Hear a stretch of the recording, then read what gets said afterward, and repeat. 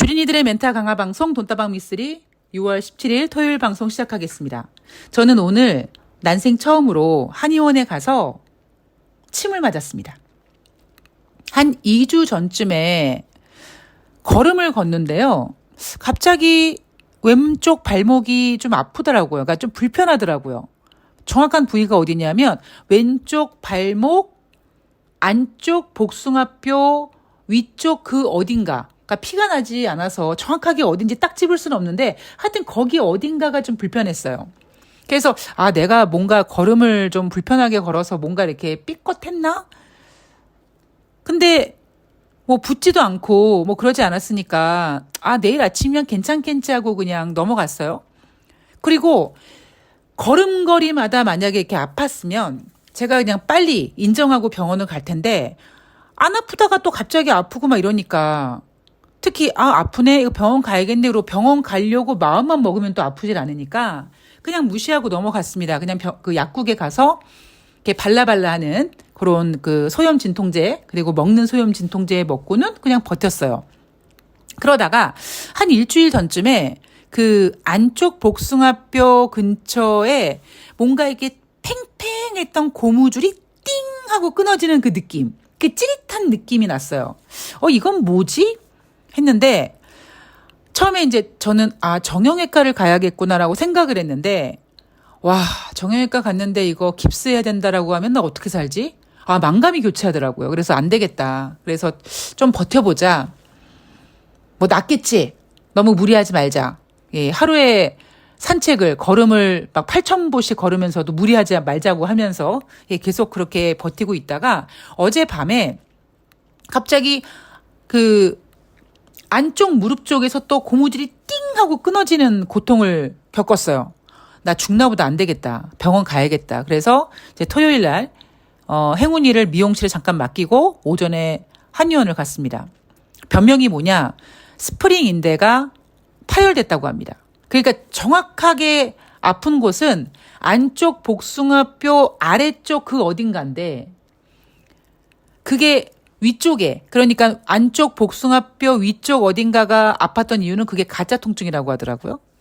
하여튼 그래서 그 변명을 이제 부여잡고 일단 좀 상태가 좀 안 좋으니까 매일 와서 침 맞는 게 가장 좋다. 근데 매일은 사실 좀 불편하고요. 불편한 게 아니라 불가능하고 일주일에 한 3번 정도는 가서 이제 일단 침 맞고 치료를 좀 집중적으로 받아야겠다. 한 2달 정도 치료를 요한다고 하더라고요. 그래서 제가 제 발목의 어떤 그 초음파 화면과 이제 그 한의원 선생님이 사진을 보여주면서 이제 요 부분이 이제 파열된 거다라고 이렇게 설명을 해주시는데 이런 생각이 들더라고요.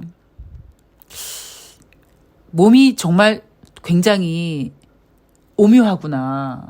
좀 인체의 신비 이런 것도 느꼈고요. 또 하나는 제가 어제 방송에서도 말씀을 드렸듯이 그러니까 저는 그냥 그동안 나는 주식으로 먹고 살아야지 라는 생각만 하고 살았단 말이에요.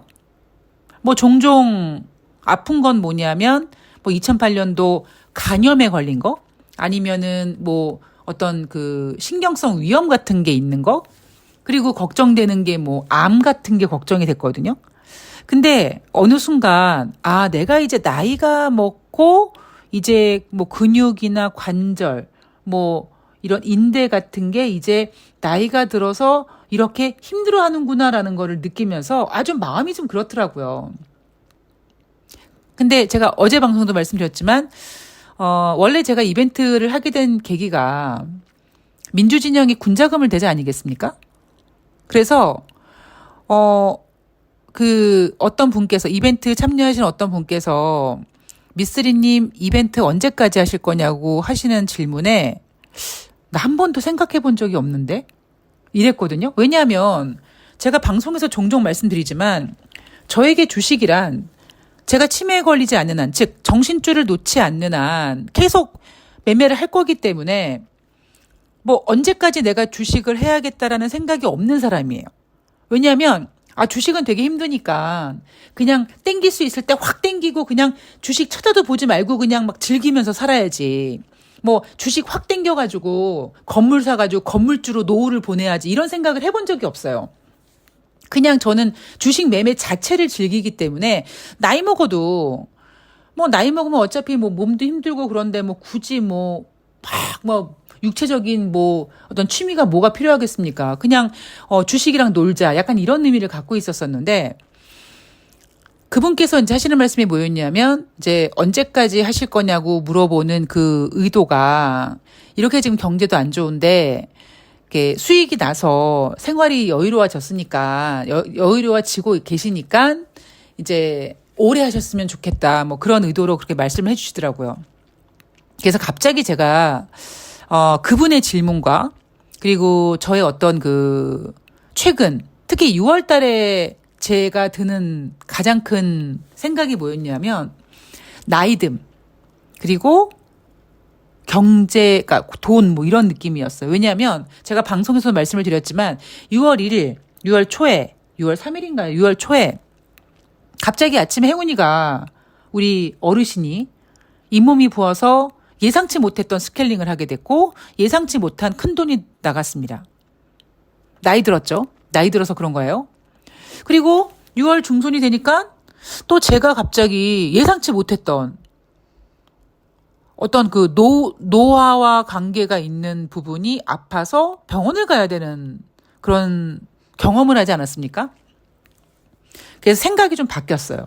예전에는 그냥 주식으로 돈 벌자 약간 이런 느낌이었는데 건강하게 주식으로 돈 벌자로 약간 생각이 바뀌었고요.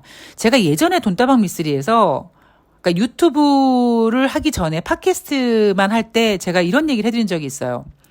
주식으로 돈을 모아서 내가 이제 나이가 들면 건강이 중요한데 1년에 한 번씩 건강검진 받을 때 그 건강검진 비용이 아까워서 건강검진을 못 받거나 아니면 아파서 병원 갈 때 병원비가 아까워서 병원을 못 가는 일은 되지 않도록 주식으로 돈을 벌어서 다른 거 꿈꾸지 말고 그냥 병원만 제대로 다닐 수 있을 정도로만 법시다. 뭐 제가 이렇게 제안해 드렸던 적이 있거든요.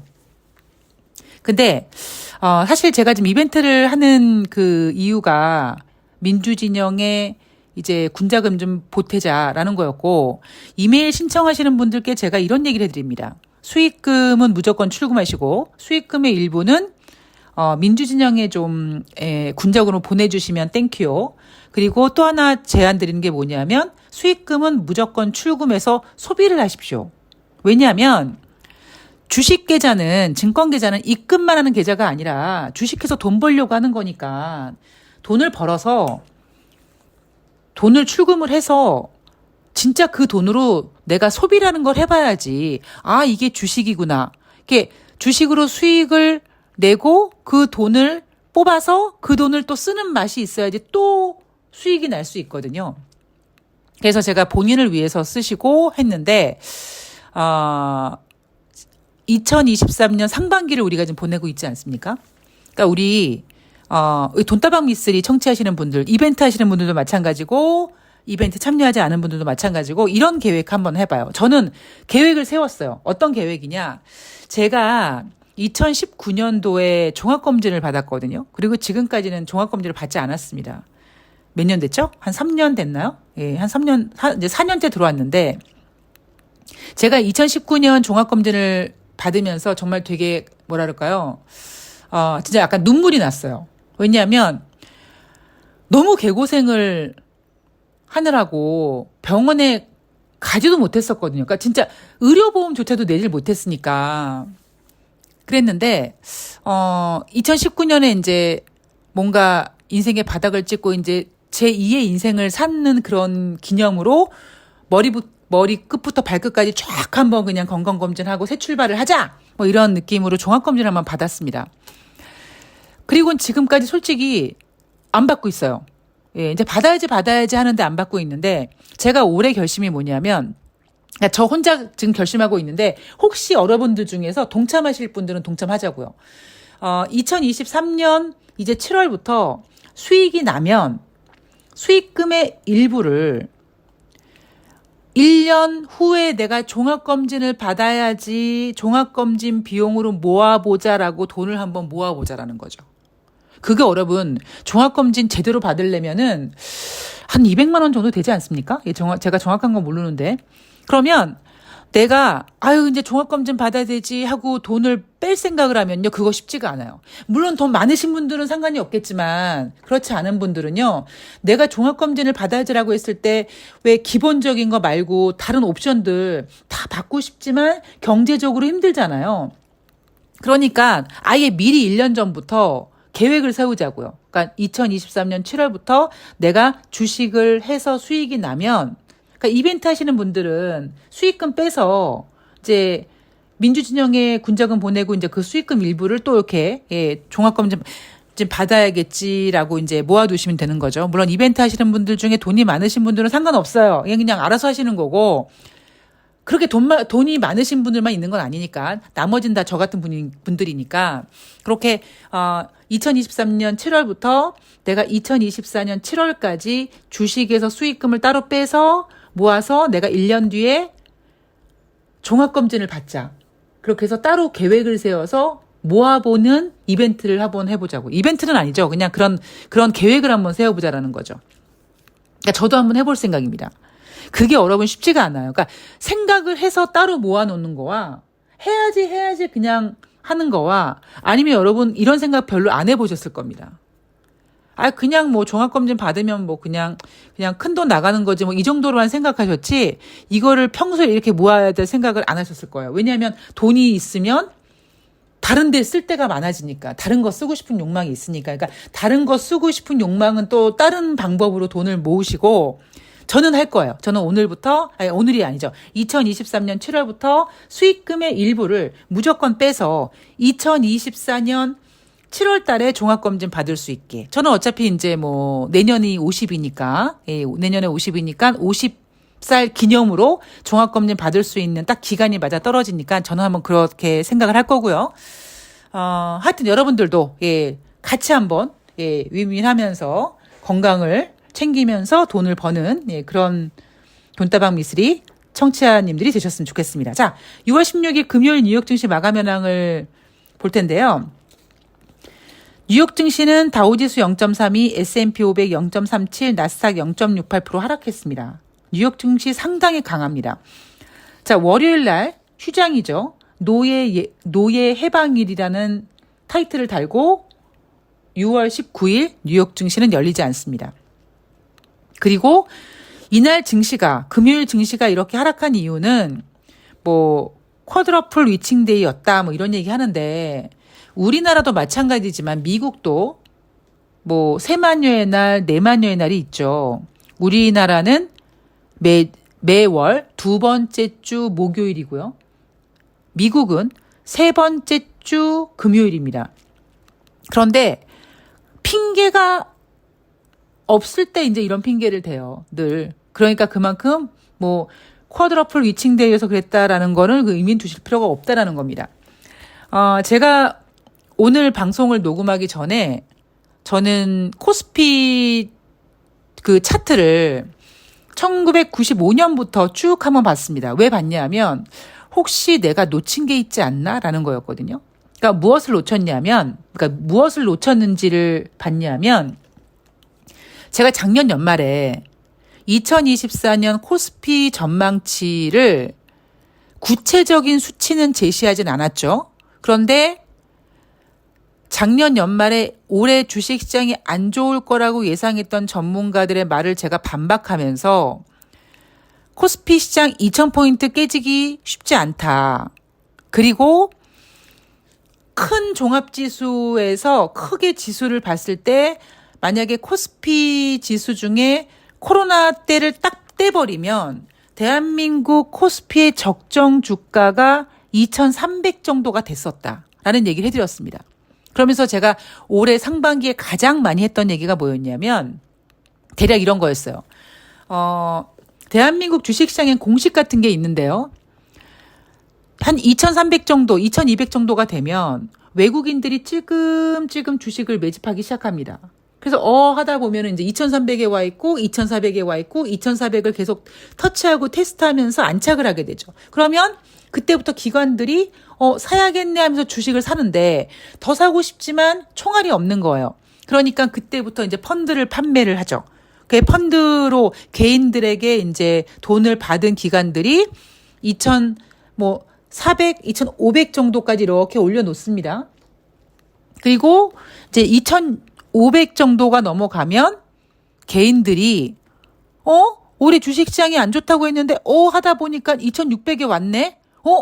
나 너무 늦게 뛰어든 거 아니야? 지금이라도 뛰어들어야 되는 거 아니야? 이런 생각을 하는 거죠. 이걸 바로 포모성 매수세라고 하죠. 상승장에서 나만 주식이 없어. 나만 소외됐어. 안 될 것 같아. 지금 사야 될 것 같아. 이런 분위기를 만들어서 개인들이 뛰어듭니다. 지금까지는 여러분 미쓰리의 주식 공식이 정확히 맞아떨어졌어요.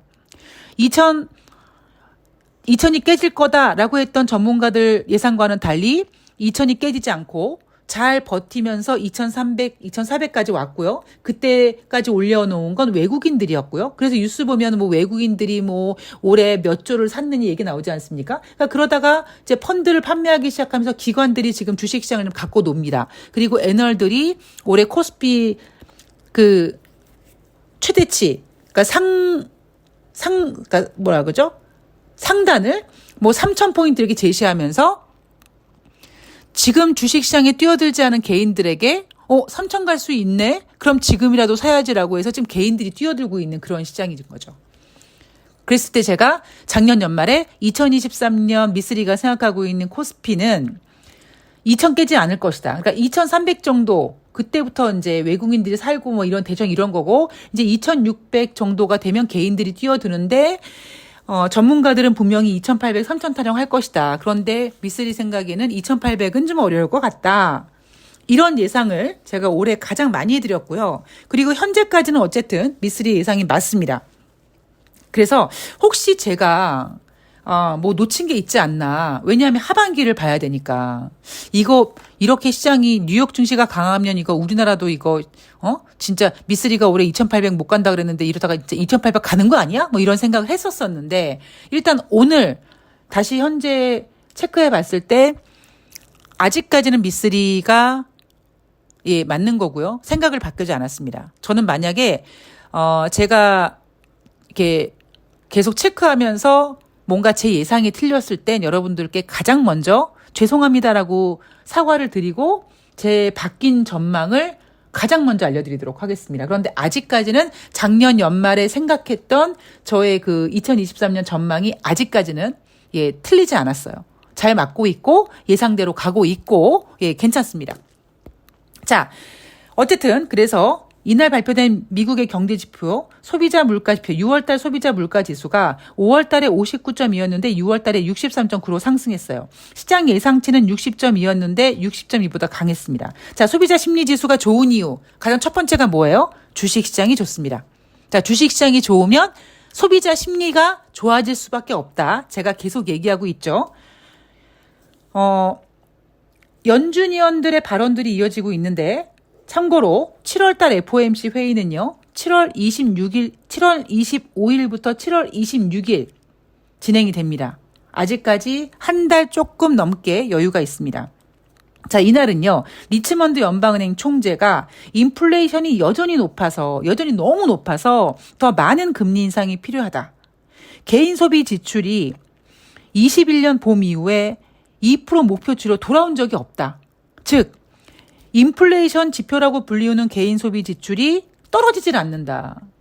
자, 여러분 5월 달에 발표한 4월 달 개인 소비 지출 높았어요. 제가 여러분들한테 경제 지표에 대한 부연 설명을 해드리면서 개인 소비 지출이 왜 떨어지지 못하는지까지 이야기를 해드렸습니다. 미쓰리 언제 얘기했어? 돈다방 미쓰리를 꾸준히 들으시면은 아실 거고요. 저는 반복 학습을 굉장히 좋아하는 사람이기 때문에 한 얘기 또 하고 한 얘기 또 하고 할 수 있지만 그런 이야기들이 굉장히 중요합니다. 자, 그리고 크리스토퍼 월러 연준 이사, 은행 부문의 재정 스트레스는 나와 동료들이 앞으로 통화 정책에 적절한 입장을 결정하면서 면밀히 지켜봐야 하는 요소다. 자, 은행 부분의 재정 스트레스. 이건 바로 무엇이냐? 지난번에 제닛 옐런 재무장관이 시장에 준 경고였죠. 중소은행들이 여전히 좀 합병하고 파산하고 그런 과정들이 있을 수 있고 산업용 부동산이 조금 문제를 일으킬 수 있다. 물론 여러분 그렇지 않을 수 있어요. 저는 오히려 그렇지 않을 수 있다고 생각을 합니다. 왜냐하면 미국은 지금 약간 자존심으로 버티고 있다 보니까 제가 다시 말씀드리지만 미국이 만약에 주식시장에 빠지죠. 다른 이유 때문에 중국이 경제가 둔화돼서 지네는 경제가 둔화되지 않나? 근데 중국이 둔화돼서 혹은 저쪽에 남미가 경제가 안 좋아서 아시아가 안 좋아서 이런 핑계를 댈 거거든요. 그런데 그럼에도 불구하고 이런 이슈들을 챙겨야 될 게 뭐냐면 어느 구름에서 비가 올지 모르기 때문에 시장에서 스포트라이트를 비친 부분에만 집중하지 말고 거기만 불나방처럼 뛰어들지 말고 어디선가 꿈틀거리는 호재, 어디선가 쭈그러들고 있는 악재들을 계속 체크해서 리스크를 줄여나가는 게 전 주식이라고 생각을 합니다. 그래서 크리스토퍼 월러 연준 이사가 그렇게 얘기를 했어요. 그러나 아직 금융 부분의 문제가 증가하지는 않는 것 같다. 즉 발견하지는 않았다라고 얘기를 합니다. 은근히 시장을 경계하면서도 미국은 문제가 없어라고 얘기하면서도 인플레이션이 높아서 금리를 인하해야 될 것 같은 헛소리도 하고 지금 엉망진창이에요. 자, SPI 에셋의 매니지먼트 전문가가 이런 얘기합니다. 미국의 경제 지표는 혼재되어 있고 자, 여러분 제가 2023년 6월 달에 발표되는 5월 달 관련 경제 지표는 어떻게 될 것이다? 혼재되어 있을 것이다. 혼조될 것이다. 어떤 건 잘 나오고 어떤 건 못 나오고 그래서 투자자들이나 전문가들이나 굉장히 헷갈릴 것이다라고 했죠. 그러니까 그 얘기를 지금 이 SPI 에셋 전문가가 얘기하는 겁니다. 금리 전망의 명확성을 제공하지 못하고 있다. 당연하죠. 지금 경제가 어떻게 되는지 정확하게 지금 패턴을 못 읽고 있으니까. 그런데 실업 청구 건수, 목요일마다 발표하는 실업 수당 청구 건수가 지금 26만 건이 넘어갔죠. 이게 계속 증가하고 있다는 것은 고용시장이 완화되고 있다. 개구라죠. 고용시장이 완화되고 있는 게 아니라 고용시장이 나빠지고 있는 거죠. 완화되고와 나빠지고 있다의 그 미묘한 차이, 미묘한 단어의 차이지만 의미는 굉장히 다릅니다. 그런데 그냥 예쁘게 포장하는 거예요. 자, 연준이 덜 매파적일 가능성을 시사하고 있다라고 얘기했습니다. 제가 늘 말씀드리지만 2,500포인트 넘어가면 개인들이 주식을 올려놓으면 기관들이 뛰어들 것이다. 어머, 2,600 왔어. 어머, 전문가들이 3,000 간대. 어머, 나만 주식 없어. 나만 없어 주식. 나만 없어 삼성전자 해가지고 뛰어들 것이다. 그걸 바로 전문용어로 포머성 매수세라고 하는데 지금 포머성 매수세가 진행 중이어서 투자자들이 뒤늦게 랠리에 동참하고 있다라고 얘기하고 있습니다. 자, 여러분, 다 집어치우고요. 2022년 12월에, 아니죠. 정확하게 2022년 11월 중순에 미쓰리가 제시한 2023년 주식시장이 일단 상반기까지는 거의 100% 맞아 떨어지고 있습니다. 자만하지 않고 방심하지 않고 2023년 하반기에도 100%의 전망을 만들 수 있도록 최선을 다하도록 하겠습니다. 자, 여러분들도 같이 동참해 주시고요. 여러분들도 미쓰리도 저렇게 할 수 있는데 나도 열심히 하면 할 수 있겠구나라는 그런 자신감도 가지시고요.